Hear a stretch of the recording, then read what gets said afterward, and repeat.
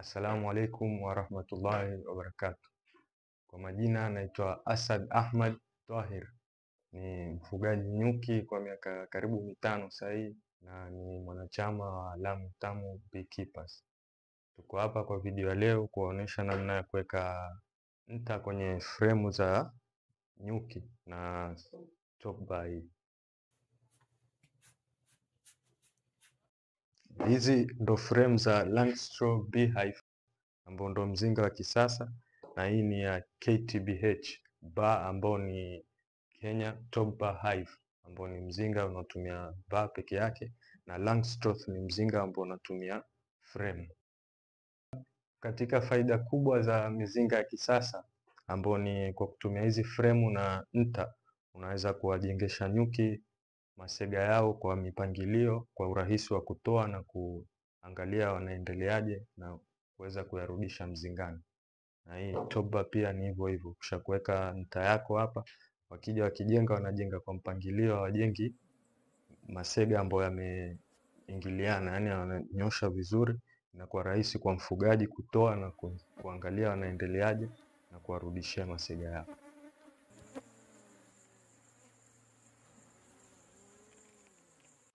Ili kuelekeza nyuki kujenga jinsi inavyostahili, tutatumia nta msingi, ambao nta msingi tunaipata kutoka na masega ya nyuki.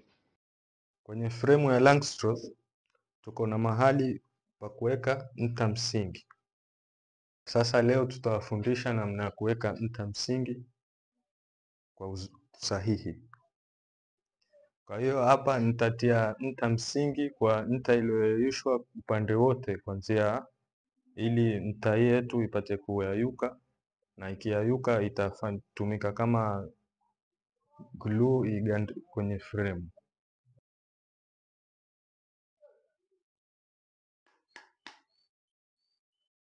Ukisha kutoa nta msingi kwenye nta iliyoyayuka, utafanya kwa haraka kuiweka kwa mstari wa frame ili isikauke, na ukiweka hapa utafinyilia vizuri ipate kukaa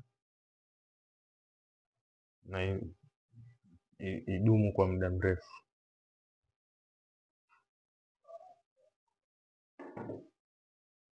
Hii ndio bar ya KTBH ambao nta msingi inakaa kwenye kibao hichi hapa, ambao sahii tutaonyesha namna ya kutengeza nta msingi na KTBH na maji ambayo yameyayusha nta.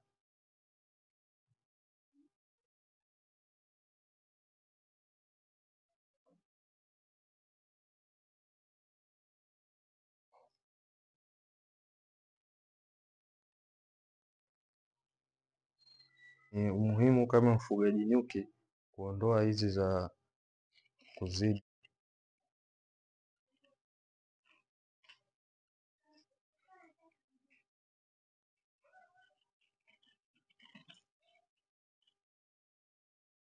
Hii ndo nta msingi tulioweka kwenye bar yetu ya KTBH. Karatasi za nta ama bee worksheet zinapatikana katika maduka ya ufugaji nyuki sehemu yoyote, na pia unaweza kutengeza yako nyumbani kama uko na nta ya kutosha. Kwenye hii video unaona vile ninavyotengeneza nta msingi. Kwanza utachukua kitu chenye umbo ya mstari, alafu utaizamisha ndani ya nta iliyoyayushwa kwenye maji moto.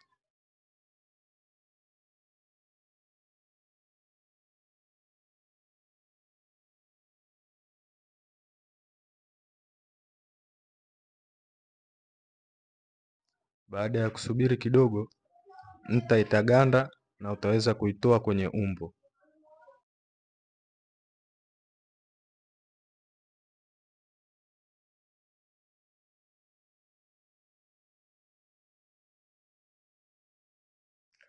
Asanteni kwa kutazama, natumai mmejifunza kwenye kipindi hichi, na kwa mafunzo zaidi uta-like, ufollow na usubscribe kwa YouTube channel ya Lamu Tamu Beekeepers.